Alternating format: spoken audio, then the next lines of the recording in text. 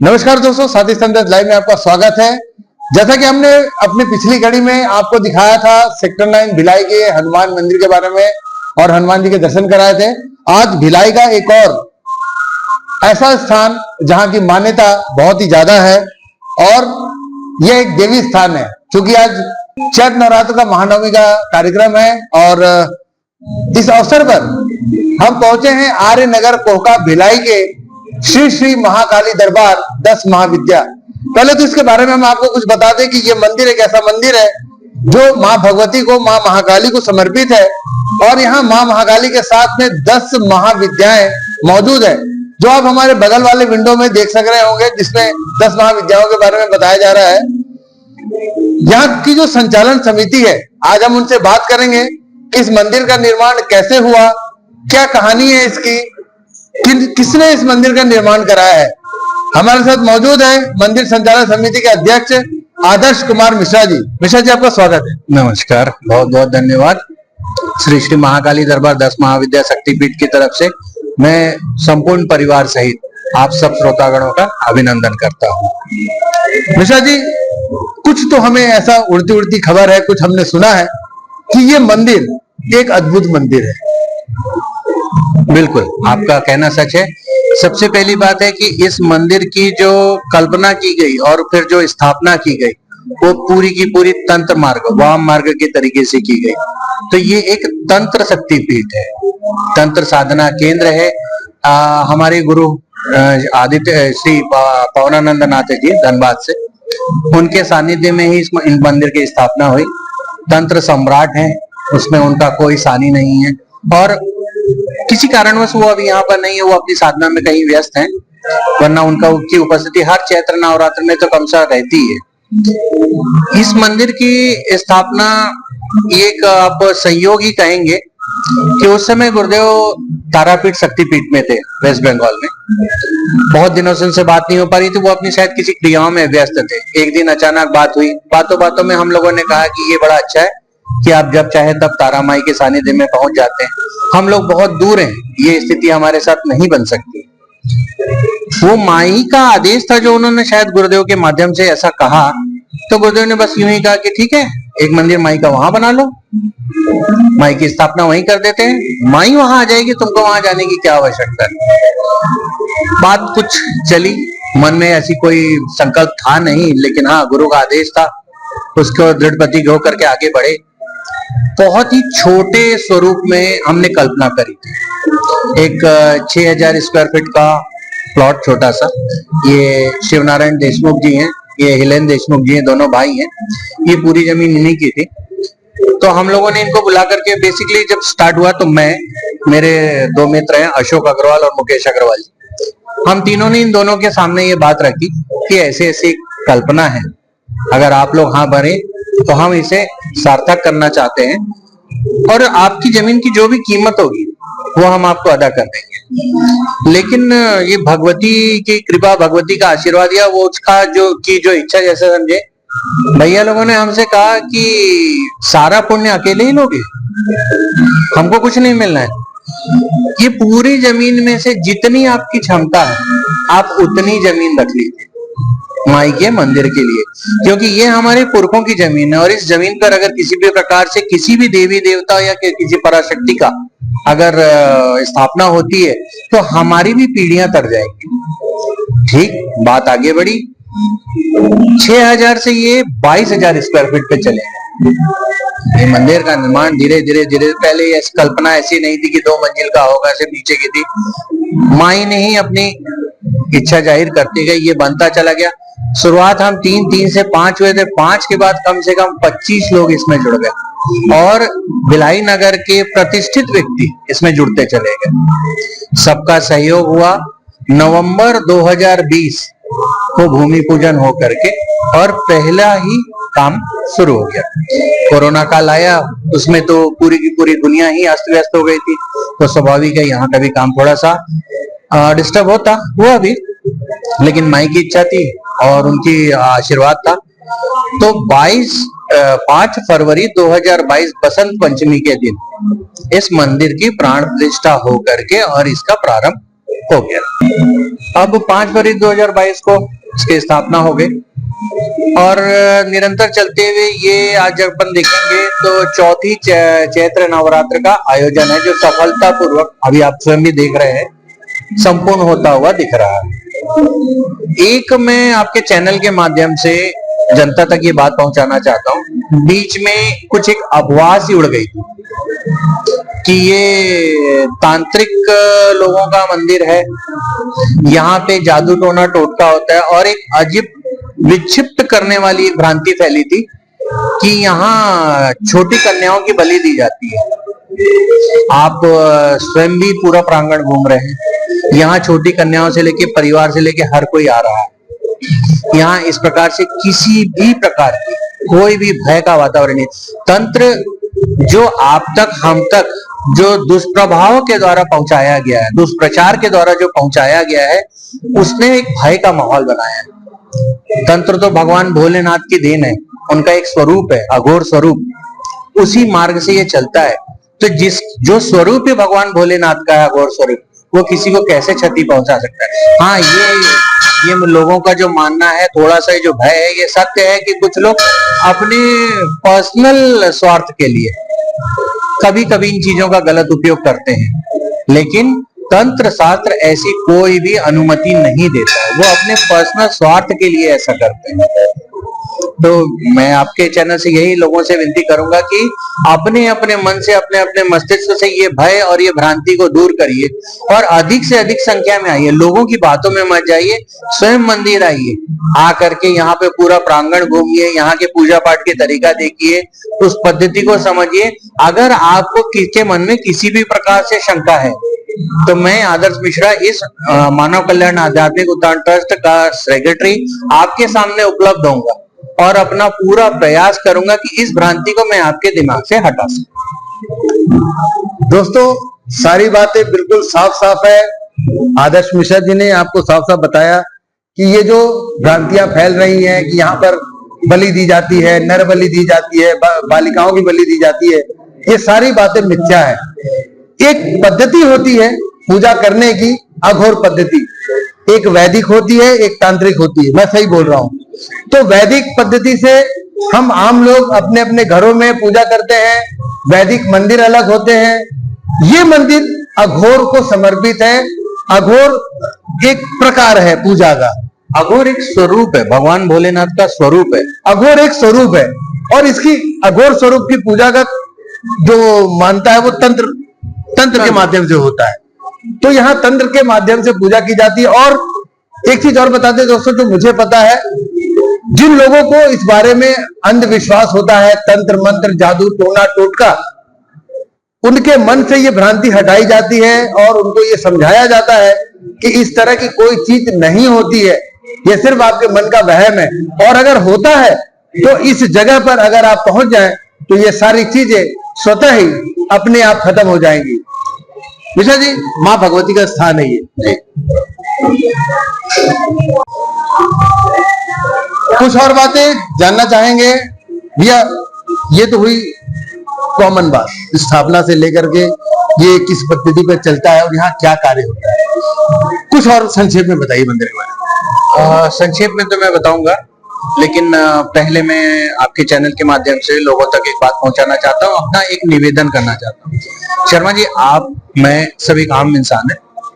हम अपने दैनिक जीवन में बहुत सारी परेशानियों का, मानसिक उलझनों का सामना करते हैं। मैं करता हूँ, आप भी करते होंगे, स्वाभाविक। मैं आपसे भी कहूंगा और लोगों से भी कहूंगा, परेशानियां लाख दिन भर में जीवन में आती हैं। आप एक बार भले ही आधे घंटे का समय निकाल के इस मंदिर में आ जाए। आपको पूजा नहीं करनी है, आपको कोई अगरबत्ती नहीं जलानी है, आपको कोई नारियल नहीं फोड़ना है। आधा एकड़ 22,000 स्क्वायर फीट का प्रांगण है। जिस कोने में आपको अच्छा लगे, आपने देखा होगा मंदिर काफी साफ सुथरा है, आप वहां उस कोने में बैठ जाइए और आधे घंटे बाद आपकी मानसिक स्थिति शांति को लेकर के जैसी होगी, मानसिक शांति को लेकर, उसका अनुभव आप स्वयं। मैं ये नहीं कहता कि आपको यहाँ किसी पंडित की आवश्यकता है, किसी तांत्रिक मांत्रिक की आवश्यकता है। आप कुछ मत करिए। ये यहाँ जो भगवती विराजी है, इनकी शक्ति को महसूस करिए। आप सिर्फ यहाँ पर बैठिए, आपको अंदर से आपकी सारी उलझने शांत होते हुए, मन शांत होते हुए, और जब आप, मैं ये दावे से कहता हूं कि जब आप यहाँ से निकलेंगे तो मेरी माई की आप पर इतनी कृपा होगी कि आप जिस परेशानियों को लेकर के आए हैं, आपके उस जगह पर पहुंचते पहुंचते तक के उनका हल आपके सामने आ चुका। क्या बात है दर्शकों, साफ साफ मिश्रा जी ये कह रहे हैं कि मैं भी आऊं, आप भी आइए, मैं तो यहाँ आता जाता रहता हूं।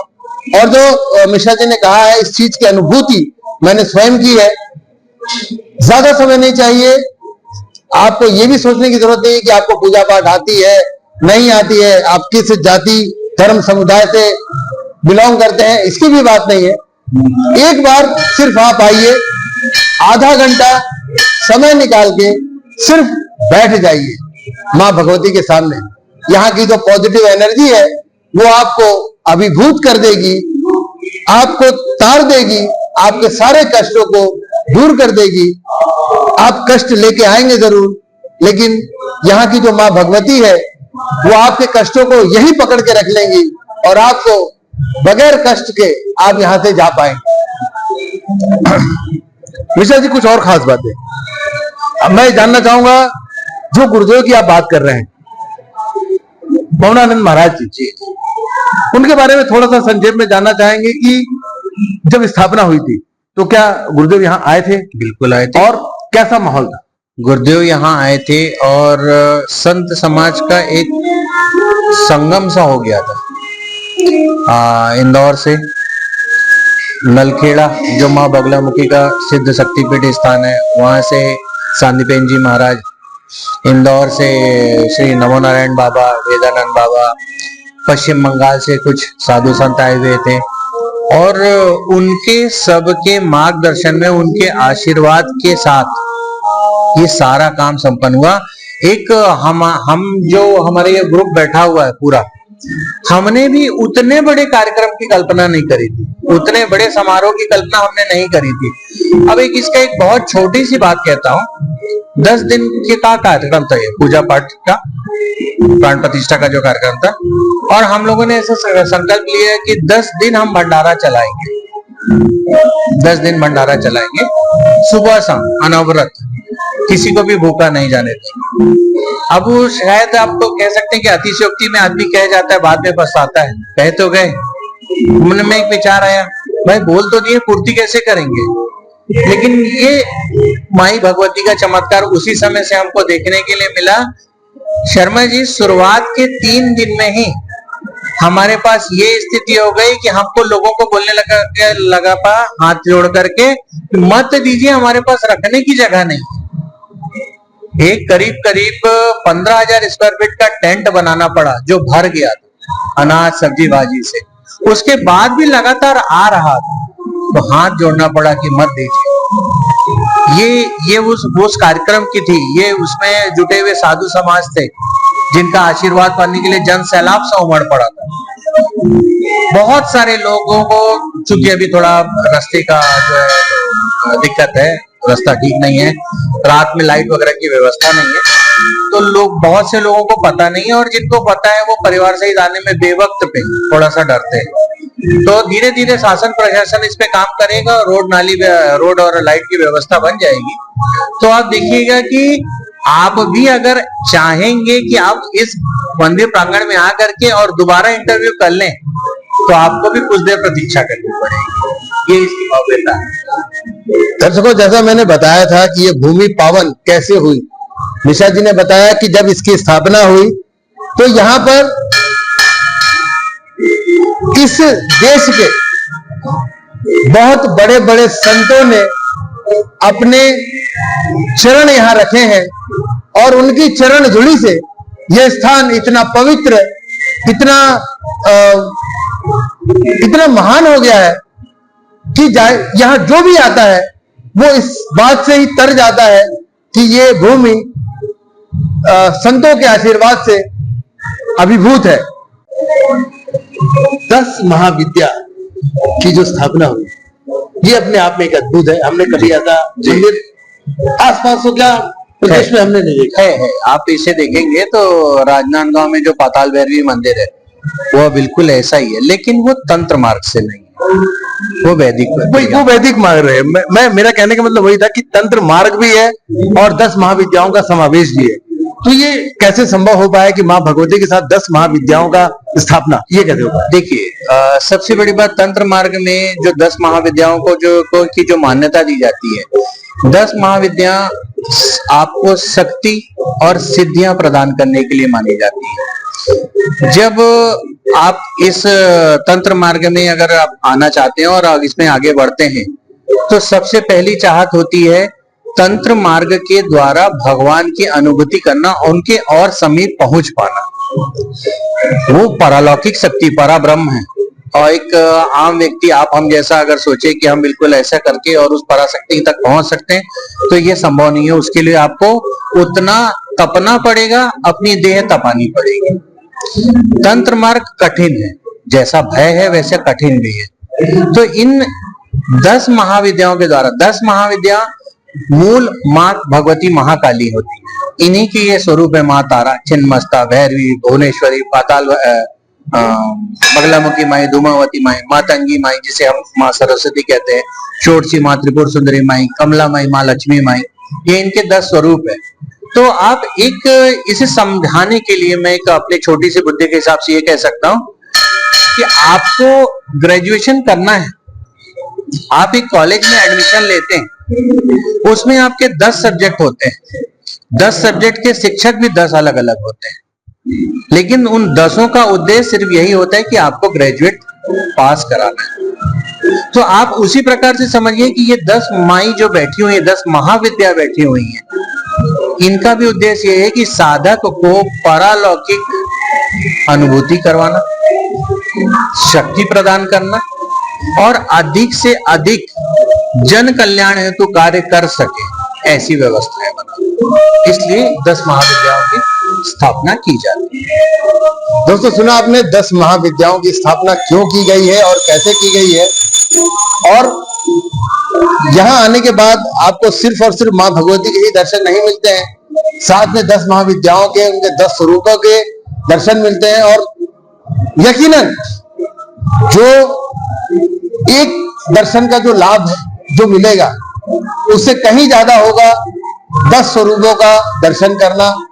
आपका जो दर्शन लाभ होगा वो 10 गुना 11 गुना बढ़ जाएगा। हमारे साथ समिति का और एक सदस्य मौजूद है, मानिक जी। बताएंगे मानिक जी, कैसे आपका यहाँ पर जुड़ा हुआ, इस माँ भगवती के मंदिर में कैसे आना शुरू हुआ, और जब से आप आए अपना अनुभव बताएंगे। सबसे पहले श्री महाकाली दरबार की जय। भैया मेरा तो यहाँ से ऐसा हुआ है कि मैं क्या बताऊँ आपको, मैं भी एक चैनल के माध्यम से यहाँ जुड़ा हूँ, और जब मंदिर का उद्घाटन जब हुआ, यहाँ पे प्राण प्रतिष्ठा हुआ, तो 5 फरवरी 2022 की बात है। यहाँ पे जो आप शीतला मैया की जो मूर्ति देख रहे हो, ये मेरे माध्यम से, मेरी भगवती के माध्यम से इसकी स्थापना का मुझे सौभाग्य प्राप्त हुआ है। और मैं आपको इस चीज का क्या अनुभव बताऊं कि जब से मैं इस मंदिर से जुड़ा हूँ, मेरे काफी कष्ट मन, मेरे काफी तकलीफें दूर हो गई है। और मुझे लोग किस चीज के लिए दर बदर भटकते हैं, किसी मंदिर से, किसी संस्था से जुड़ने के लिए। वो तो आज देखिए क्या ऊपर वाले ने कहाँ से कहाँ ला के हमको खड़ा कर दिया। एक माँ काली के दरबार में हमको माने एक स्वरूप देखने के लिए मिलता है, एक अच्छा परिवार देखने के लिए मिलता है, और एक माने पूजा प्राण प्रतिष्ठा, किस टाइप की पूजा होती है हमारे सनातन धर्म में, किस टाइप की माने प्राण प्रतिष्ठा की जाती है। और इसका क्या बताऊं, मैं इससे ज्यादा कुछ नहीं बोल सकता। बस मैं यही चाहता हूँ कि आप भी सभी भक्तजन जितने आर्य नगर कोटा के लोग हैं, सब लोग आइए, इस प्राण प्रतिष्ठा के माध्यम से, मंदिर के माध्यम से जुड़िए, और हमारे ऐसे मेंबर यदि बढ़ते चलेंगे तो एक दिन एक मंदिर एक नया स्वरूप कायम करेंगे। एक छोटा सा बात और पूछना चाहूंगा, लोग बहुत डरते हैं तंत्र मंत्र से, टोना टोटका से। इन सभी चीजों को दूर करने के लिए मंदिर की स्थापना हुई है, जहाँ ये बताया जाता है कि सर की कोई चीज नहीं होती है, और अगर होती है तो यहाँ स्वतः ही खत्म हो जाती है। आप क्या कहना चाहेंगे हमारे दर्शकों के लिए, क्या ये टोना टोटका से डरने की जरूरत है? नहीं, ये सर हमने भली भांति सब सोच विचार बिल्कुल गलत है। यहाँ पे कोई तोड़ टोटका वाला, कोई तंत्र मंत्र वाला कोई काम नहीं होता है। यहाँ सिर्फ एक पूजा का माध्यम है। पूजा के द्वारा लोगों को किसी चीज से माने कोई गतिविधियां, जैसे शादी ना होना किसी का दुख यदि किसी कोई कष्ट है, घर में यदि गृह प्रवेश है, ये सब चीज को लेकर के यदि कहीं पद्धति बनती है तो हमारे यहाँ पे कुछ गुरु लोग हैं जो इस पद्धति को निभाते। बाकी यहाँ पे ऐसे कोई माध्यम नहीं है कि जिससे कोई बलि हो या किसी नारी की बलि हो या वर अपने कोई माने किसी भी प्रकार की यहाँ पे ऐसी कोई तंत्र विद्या नहीं चलती है। सिर्फ आप आइए, पूजा पाठ करिए और पूजा पाठ करके अपने मनुष्य जीवन को सफल बनाइए। अगर हम वैदिक पूजा की बात करें तो उसमें भी ये चीज आप लोग जानते होंगे, आपको बताया गया होगा कि ग्रह नक्षत्र के कुछ दोष जब इंसान की जिंदगी में आते हैं तो उसके साथ बहुत सारी चीजें होती हैं। जैसे मानिक जी ने बताया कि इसमें विवाह ना होना भी एक समस्या है, उन्नति ना होना, पैसे का रुक जाना, घर में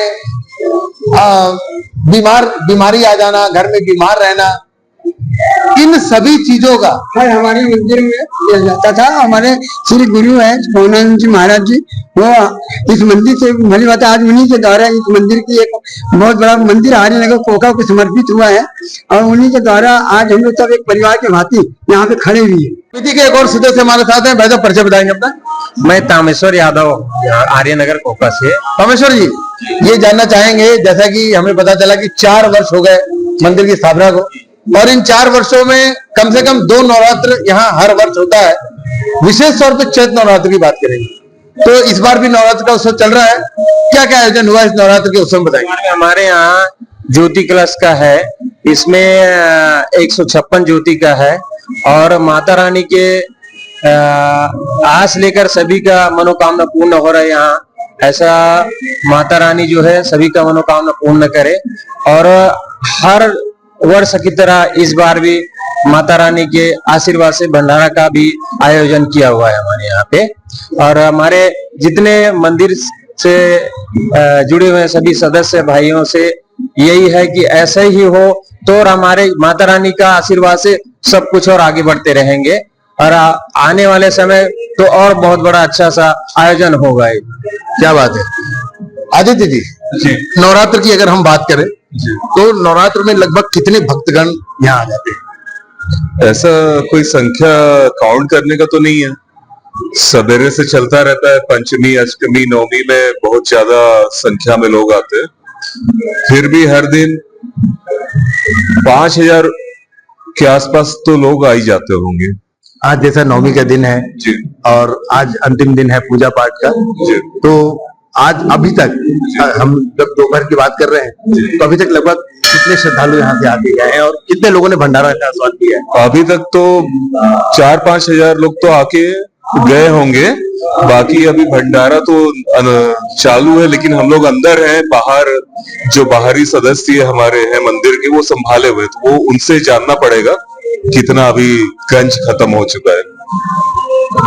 ये मंदिर लगातार 4 वर्षों से इसी तरह अनवरत चला आ रहा है और हर चैत्र और कुआर नवरात्र में यहाँ विशेष पूजा की व्यवस्था रहती है, विशेष पूजा की व्यवस्था रहती है यहाँ पर। और इस पूजा में लगभग प्रतिदिन 5000 श्रद्धालु प्रतिदिन यहाँ पर आते हैं, माँ भगवती का आशीर्वाद लेते हैं और इस पावन धरा पर जो संतों के शरण धूलि से पवित्र हुई है इसका आशीर्वाद भी लेते हैं। ऐसी और बहुत सारी जगह भिलाई में है जिनका हम दर्शन आपको कराएंगे। फिलहाल के लिए हम आपसे इजाजत चाहते हैं। ऐसी और खबरों के लिए हमारे साथ बने रहिए और देखते रहिए साथी संदेश लाइव। मैं संतोष शर्मा, दुर्ग भिलाई से।